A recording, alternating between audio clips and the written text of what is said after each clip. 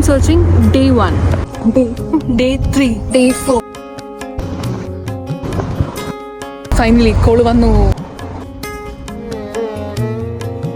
Day 5, 6.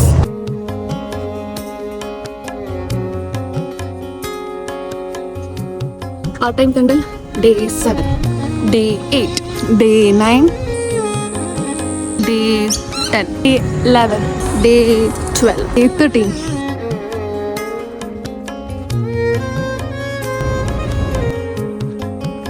Welcome to Ozzy Tales.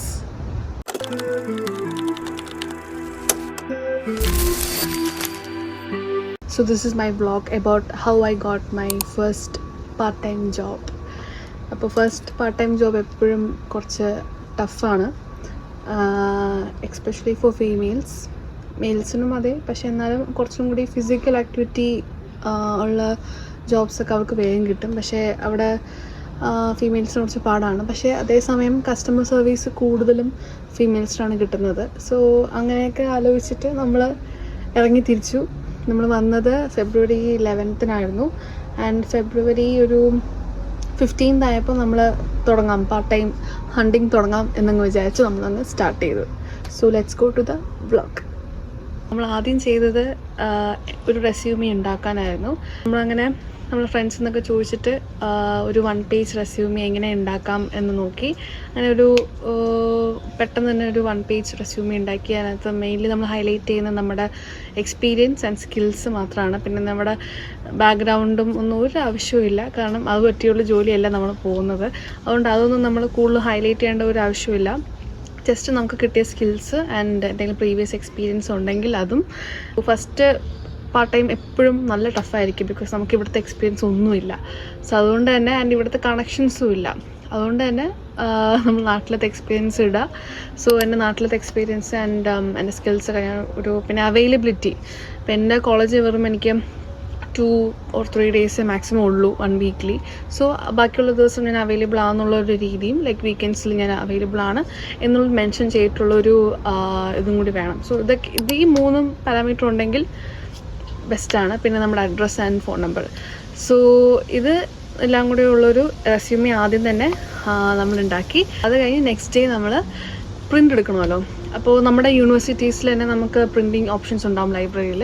പക്ഷേ എൻ്റെ university അപ്പോൾ സ്റ്റാർട്ട് ചെയ്തിട്ടുണ്ടായിരുന്നില്ല, കാരണം ഞാൻ വന്നത് ഫെബ്രുവരി 11 എൻ്റെ ഓറിയൻറ്റേഷൻ സ്റ്റാർട്ട് ചെയ്യുന്നത് ഫെബ്രുവരി 16 ബട്ട് ഞാൻ പാർട്ട് ടൈമിൽ ഇറങ്ങിയത് ഒരു ഫെബ്രുവരി 15 സോ അതുകൊണ്ട് തന്നെ എനിക്ക് അവിടെ പോയി പ്രിൻ്റ് എടുക്കാനുള്ളൊരു ഇതുണ്ടായില്ല. സോ ഞാൻ അടുത്തുള്ളൊരു മോളിൽ പോയിട്ട്, അവിടെ എനിക്ക് ഏറ്റവും മുകളിലത്തെ ഫ്ലോറിൽ സെൻട്രൽ ലൈബ്രറി ഉണ്ടായിരുന്നു. സോ സെൻട്രൽ ലൈബ്രറി പോയിട്ട് പ്രിൻ്റ് എടുക്കാനായിരുന്നു എൻ്റെ പ്ലാൻ. പക്ഷെ അപ്പോൾ ഞാൻ പ്രൈസസ് കമ്പയർ ചെയ്തിട്ടായിരുന്നില്ല. ആക്ച്വലി പ്രൈസസ് നോക്കുകയാണെങ്കിൽ ഞാൻ ഫസ്റ്റ് ടൈം എടുത്തത് സെൻട്രൽ ലൈബ്രറിയിൽ നിന്നാണ്. സെൻട്രൽ ലൈബ്രറിയിൽ ബ്ലാക്ക് ആൻഡ് വൈറ്റ് പ്രിൻറ്റിന് വരുന്നത് 20 cents പെർ പ്രിൻറ്റ്. കളർ പ്രിൻറ്റിന് വരുന്നത് സംതിങ് 35 cents ആണെന്ന് തോന്നുന്നു. ഞാൻ ബ്ലാക്ക് ആൻഡ് വൈറ്റ് പ്രിൻ്റാണ് അവിടെ നിന്ന് എടുത്തത്. സോ അവിടെ നിന്ന് ഞാനൊരു 10 പ്രിൻറ്റ് ആദ്യം എടുത്തു സെൻട്രൽ ലൈബ്രറിയിൽ നിന്ന്. അത് ഞാൻ അവിടെ നിന്ന് രജിസ്റ്റർ ചെയ്തു. ഒരു കാർഡ് എനിക്ക് കിട്ടി. കാർഡ് കിട്ടി കഴിഞ്ഞിട്ട് ഞാൻ അവിടെ നിന്ന് ഒരു 10 കോപ്പീസ് ഞാൻ എടുത്തു. അതെനിക്ക് സംതിങ് എത്രയായി, $2. പ്രൈസസ് കമ്പയർ ചെയ്യുകയാണെങ്കിൽ ഞാൻ അടുത്ത പ്രാവശ്യം എടുത്തത് ഓഫീസ് വർക്ക്സ് എന്ന് പറഞ്ഞൊരു സ്ഥലത്തു നിന്നായിരുന്നു. ഒരു സൂപ്പർ മാർക്കറ്റ് പോലെ ഒരു കൈൻഡ് ഓഫ് ഷോപ്പാണത്. ആൻഡ് അവിടെ നിന്ന് എനിക്ക് അവിടെ ബൾക്കായിട്ട് നമുക്ക് എടുക്കാൻ പറ്റുള്ളൂ. സോ $3 ഞാൻ 27 പ്രിൻ്റാണ് എടുത്തത്.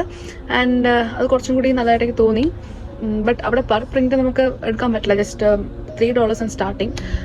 അവിടെ പെർ പ്രിൻറ്റ് നോക്കുകയാണെങ്കിൽ വരുന്നത് ആക്ച്വലി 11 cents. പിന്നെ ഞാൻ നമുക്ക് എൻ്റെ കോളേജിൽ നിന്ന് എൻ്റെ യൂണിവേഴ്സിറ്റി പറയുന്നത് യൂണിവേഴ്സിറ്റി ഓഫ് ക്യൂൻസ്ലാൻഡ് ആണ് ഞാൻ പഠിക്കുന്നത്. അവിടെ എനിക്ക് പെർ പ്രിൻ്റ് വരുന്നത് 0.9 cents. സോ 9 cents മാത്രമേ എനിക്ക് യൂണിവേഴ്സിറ്റി ആവുന്നുള്ളൂ. ആക്ച്വലി അവിടെ നിർത്താൻ മതിയായിരുന്നു. പക്ഷേ അത് യൂണിവേഴ്സിറ്റി പോവാത്തതുകൊണ്ടും അവിടെ എങ്ങനെയൊക്കെയാണ് പരിപാടി എന്ന ചടങ്ങുകൾ എങ്ങനെയൊക്കെ അറിയാത്തതുകൊണ്ടും ഞാൻ അവിടെ പോയില്ല. ഞാൻ തന്നെ ഇവിടെ അടുത്തുള്ളൊരു മോളിൽ പോയിട്ടാണ്, ഞാൻ സെൻട്രൽ ലൈബ്രറി പോയിട്ടാണ് എടുത്തത്.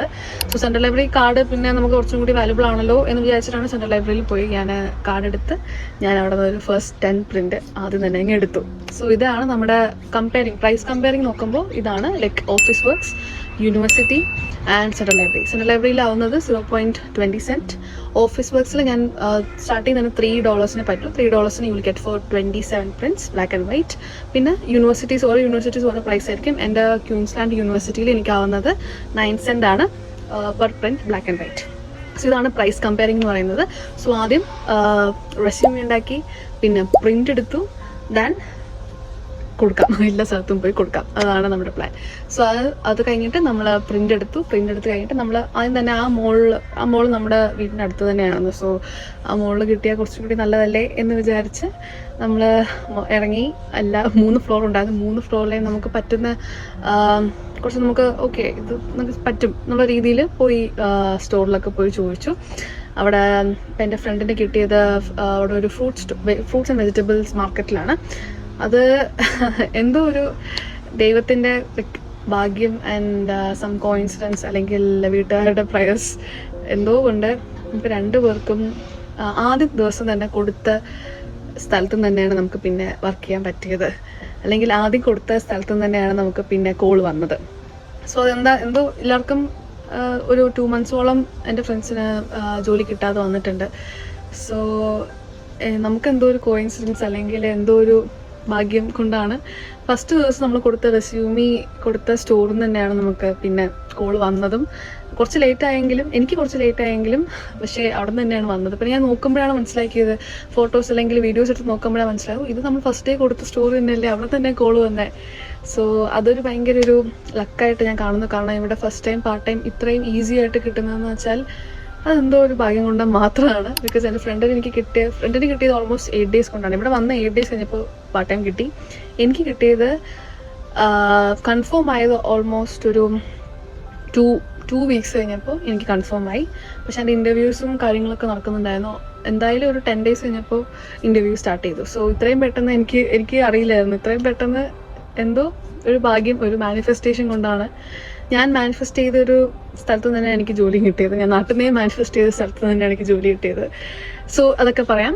എങ്ങനെയാണ് നമുക്ക് ഫസ്റ്റ് ഒരു റെസ്യൂമി കൊണ്ടുപോയി കൊടുക്കാം ഒരു സ്റ്റോറിൽ, ആൻഡ് എന്തൊക്കെ നമ്മൾ കാര്യങ്ങൾ ചെയ്യണം എന്ന് നോക്കാം.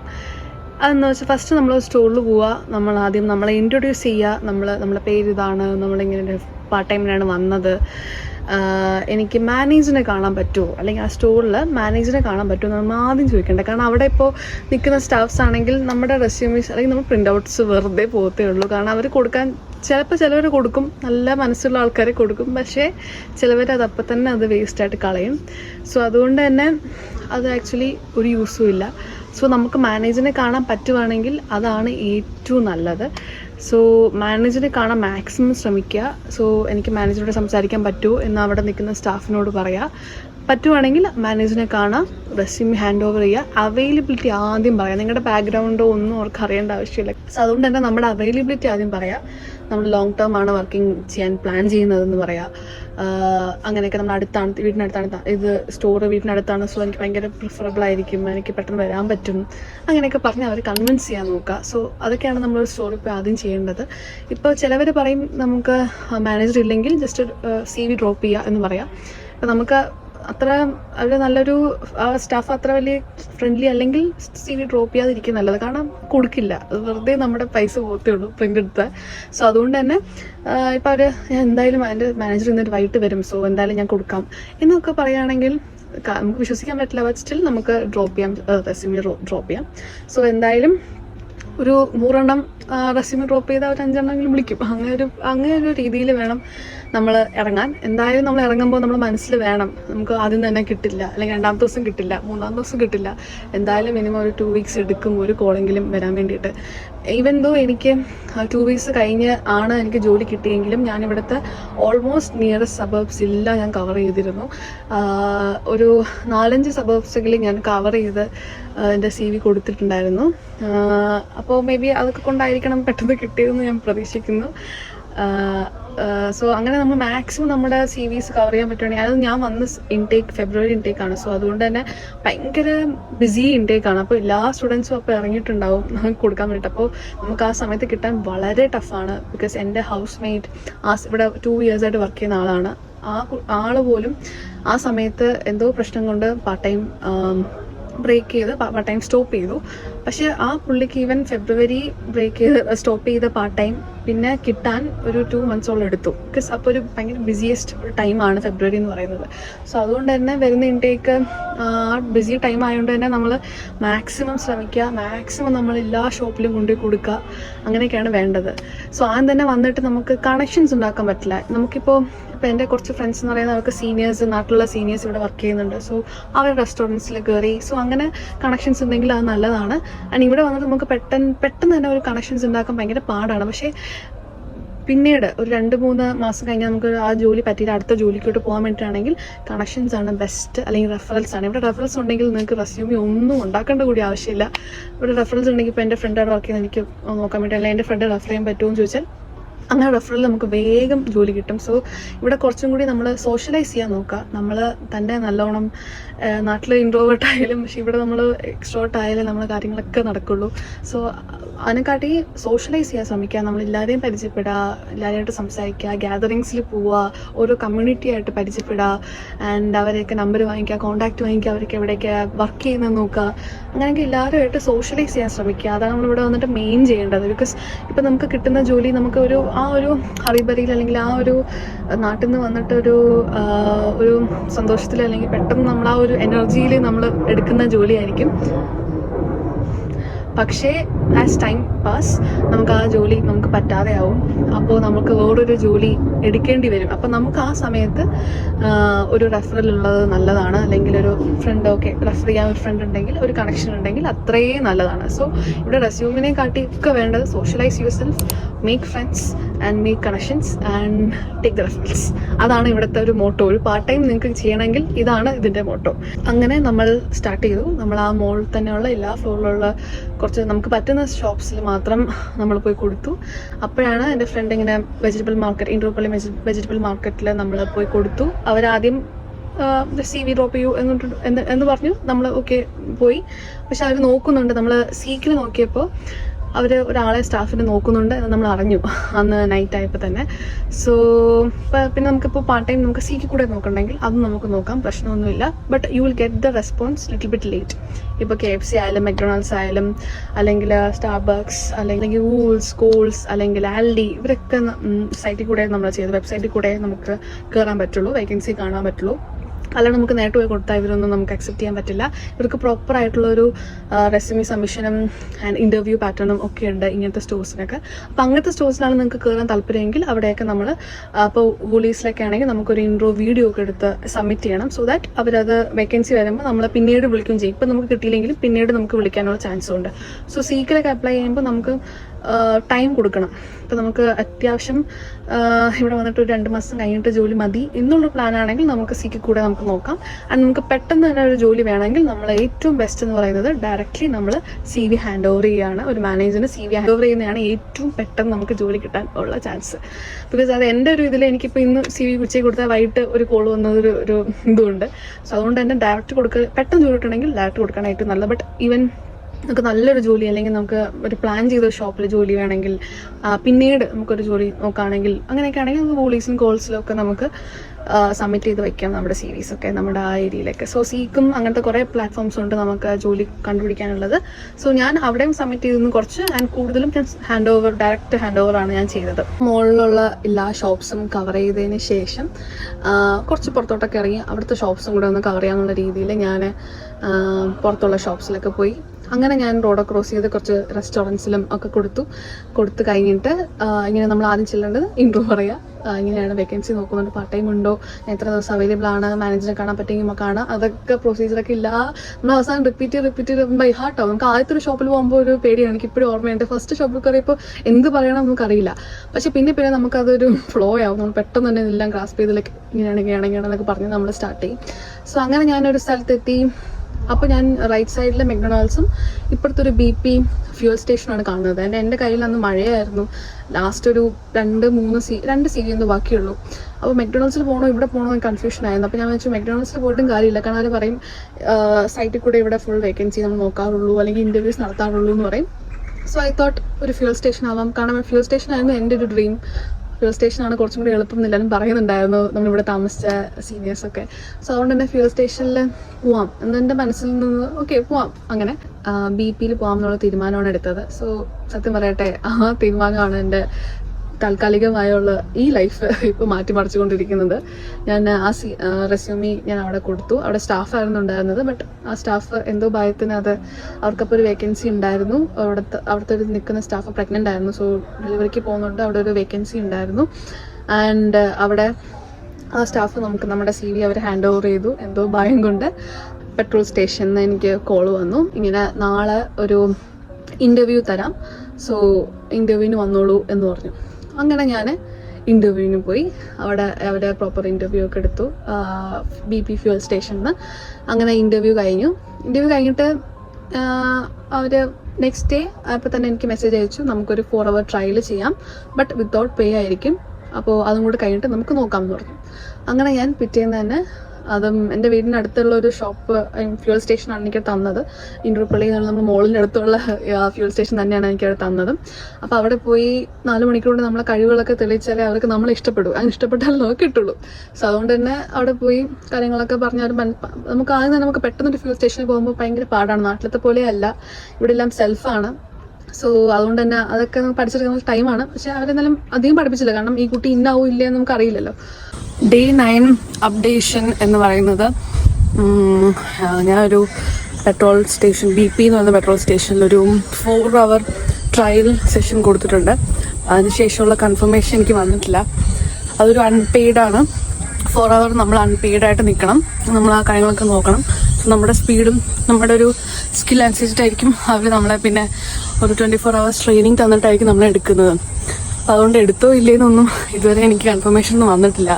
സോ ഇപ്പോഴും ഞാനൊരു ക്വസ്റ്റ്യൻ മാർക്കിലാണ്. Day 10 അപ്ഡേറ്റ് എന്താണെന്ന് വെച്ചാൽ, നമുക്ക് കുറച്ച് സ്ട്രെസ്സ് കൂടുന്നു, അതേപോലെ ഹോപ്പ് കുറയുന്നു. സോ അങ്ങനെ എൻ്റെ 3ാമത്തെ ഇൻ്റർവ്യൂ സ്ഥലമെത്തി. ഇത് മെക്ഡൊണാൾഡ്സ് കൂപ്പറാനോ എന്ന സ്ഥലത്താണ്. ഒരു 1 hour ഡിസ്റ്റൻസ് ഉണ്ട്, ബട്ട് സ്റ്റിൽ നമുക്ക് ഇൻ്റർവ്യൂക്ക് പോകാം. അപ്പോൾ ഇന്നൊരു മെക്ഡൊണാൾഡ്സിൻ്റെ ഇൻ്റർവ്യൂ ഉണ്ടായിരുന്നു. ഒരു പ്രോപ്പർ ഇൻ്റർവ്യൂ ആയിരുന്നു. എൻ്റെ കൂടെ തന്നെ കുറേ ബിലോ 18 ആൾക്കാരുണ്ടായിരുന്നു. ആൻഡ് ലൈക്ക് ഫിൻലാൻഡ്, കനേഡിയൻസ് ഒക്കെ ഉണ്ടായിരുന്നു. അപ്പോൾ ഒരു പ്രോപ്പർ ക്വസ്റ്റ്യൻസ് ഒക്കെ ചോദിച്ചു. അപ്പോൾ ഇന്ന് വൈകിട്ടുള്ള അതറിയും, എനിക്ക് വലിയ പ്രതീക്ഷയില്ല. എന്തായാലും അങ്ങനെ ഒരു 3ാമത്തെ ഇൻ്റർവ്യൂ കഴിയും. അങ്ങനെ ഫൈനലി 15th day എനിക്കൊരു പോസിറ്റീവ് റിവ്യൂ വന്നു. എൻ്റെ വീടിനടുത്ത് തന്നെ ഒരു 5 minutes വാക്കിൽ എനിക്ക് കുറച്ച് ഷോപ്സ് ഉണ്ടായിരുന്നു. പക്ഷെ ഞാൻ വിചാരിച്ചു അത് ജസ്റ്റ് ഓസ്ട്രേലിയൻസിന് മാത്രം, ലൈക്ക് പാർട്ട് ടൈം ഒന്നും കിട്ടില്ല. അപ്പോൾ ഞാൻ വെറുതെ എവിടെയെങ്കിലുമൊക്കെ ഇറങ്ങണമല്ലോ എല്ലാ ദിവസവും CV കൊടുക്കാൻ വേണ്ടിയിട്ട്. അപ്പോൾ ഞാൻ വെറുതെ ഇവിടെ പോയി ചോദിച്ചു. അപ്പോൾ അവിടെ ഒരു പുതിയ പിസ്സ ഹട്ട് തുടങ്ങിയതേ ഉള്ളൂ. അപ്പോൾ അവിടെ വേക്കൻസി ഉണ്ടായിരുന്നു. ഇന്നലെ അവർ 4 പേരെ എടുത്തു. ഇനി 3 പേരുടെ ഇൻ്റർവ്യൂ ഉണ്ട്.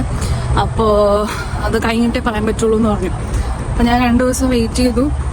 എന്നിട്ട് ഞാൻ ഇന്ന് പോയി ചോദിച്ചു. അപ്പോൾ അവർ പറഞ്ഞു ഇപ്പോൾ അവിടെ മാനേജറില്ല, മാനേജറിനെ കോൺടാക്ട് ചെയ്യാം. എന്നെ കോൺടാക്ട് ചെയ്തപ്പോൾ പുള്ളി പറഞ്ഞു നാളൊരു ട്രെയിനിങ് സെഷൻ നോക്കട്ടെ, ഒരു 5 to 8 ഈവനിങ് ഒരു പെയ്ഡ് ട്രെയിനിങ് എന്ന് പറഞ്ഞു. സോ നാളെ ട്രെയിനിങ് ആണ്, ഉറപ്പിച്ചിട്ടില്ല. ബട്ട് സ്റ്റിൽ പെയ്ഡ് ട്രെയിനിങ് എന്ന് കേൾക്കുമ്പോൾ ഒരു സന്തോഷമാണ്. അങ്ങനെ ഞാൻ ആ ദിവസം 4 hour ട്രയലിന് വേണ്ടി പോയി. അങ്ങനെ എനിക്ക് ആ പിസ്സ ഹട്ട് അന്ന് കിട്ടി. എൻ്റെ ഫസ്റ്റ് പാർട്ട് ടൈം ഒരു പിസ്സ ഹട്ടിൽ കിട്ടുന്നത്. പ്രത്യേകിച്ചൊന്നും ഉണ്ടായില്ല. നമ്മൾ തന്നെ ഒരു ട്രയൽ തന്നു. And paid ട്രയലായിരുന്നു. സോ അതുകൊണ്ട് തന്നെ ഹാപ്പി ആയിരുന്നു. വലിയ പേയ്മെൻ്റ് ഒന്നും ഉണ്ടായില്ല. ബട്ട് ആദ്യത്തെ ജോബല്ലേ, ആൻഡ് വീട്ടിനടുത്ത് ജസ്റ്റ് 5 minutes ഉണ്ടായിരുന്നുള്ളൂ. സോ അതുകൊണ്ട് ഭയങ്കര ഹാപ്പി ആയിരുന്നു. ഒരു മേ ബി വീടിനടുത്തോണ്ടായിരിക്കും പെട്ടെന്ന് എടുത്തതും. സോ അങ്ങനെ അവിടെ പക്ഷേ കുറച്ച് പാടായിരുന്നു. ലൈക്ക് പിസ്സയൊക്കെ നമ്മൾ ബൈ ഹാർട്ട് ചെയ്ത് പഠിച്ച് പിസ്സയൊക്കെ ഉണ്ടാക്കണം. ആൻഡ് ക്ലീനിങ് ചെയ്യണം, ക്ലോസിങ് ഒക്കെ ആണെങ്കിൽ ക്ലീൻ ചെയ്യണം. അങ്ങനെ അതൊക്കെ നമുക്ക് ഓരോ വീഡിയോയിൽ ചെയ്യാം അല്ലേ. അപ്പോൾ പിസ്സ ഹട്ട് അല്ലെങ്കിൽ പാർട്ട് ടൈം ജോബൊക്കെ വേറെ വീഡിയോയിൽ ചെയ്യാം. അപ്പോൾ അതിനെക്കുറിച്ച് ഞാൻ പറയുന്നില്ല. അപ്പോൾ അത് കഴിഞ്ഞ് ഇറങ്ങിയപ്പോഴാണ് അടുത്ത കോള്. ഞാൻ കഴിഞ്ഞ ആഴ്ച ഒരു 4 hour അൺപെയ്ഡ് ട്രെയിനിങ് ചെയ്തിട്ടുണ്ടായിരുന്നു BP-യിൽ, ഐ മീൻ പെട്രോൾ പമ്പിൽ. സോ അത് അവരെ വിളിച്ചു, അത് എടുത്തു എന്നുള്ള രീതിയിൽ. ഇനി ഒരു 24 hours ട്രെയിനിങ് സെഷനുണ്ട്, പെയ്ഡായിരിക്കും. ആൻഡ് അത് കഴിഞ്ഞിട്ട് നമുക്ക് പെട്രോൾ പമ്പിൽ നിൽക്കാം എന്നുള്ള രീതിയിൽ.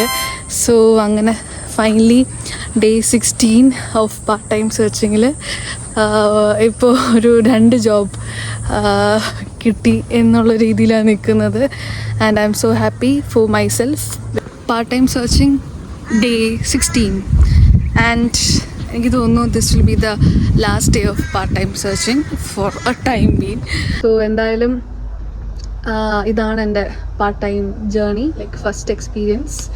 ഇവിടെ വന്നിട്ട് നമുക്കറിയാത്തൊരു സ്ഥലത്ത് വന്നിട്ട് ജോലി കണ്ടുപിടിക്കുക എന്നൊക്കെ പറയുന്നത് വളരെ ടഫുള്ളൊരു കാര്യമാണ്. ആൻഡ് ഈ ഒരു എക്സ്പീരിയൻസ് എന്ന് എനിക്ക് മനസ്സിലായത് എന്താണെന്നറിയോ, നമ്മളിങ്ങനെ എല്ലാവരും കൂടെ ഒരുമിച്ച് സെർച്ച് ചെയ്യും ഒരു ജോബിന് വേണ്ടിയിട്ട്. ചിലപ്പോൾ നമ്മുടെ കൂടെയുള്ള ആൾക്ക് കിട്ടും, ചുറ്റിനുള്ള ആൾക്കാർക്ക് എല്ലാവർക്കും കിട്ടും, പക്ഷേ നമുക്ക് കിട്ടില്ല. But don't worry, but one day will come. നമ്മുടെ കുറേ കോൾസ്, നമ്മൾ കഷ്ടപ്പെട്ട എല്ലാ കോൾസിനുള്ള ആൻസർ ആയിരിക്കും.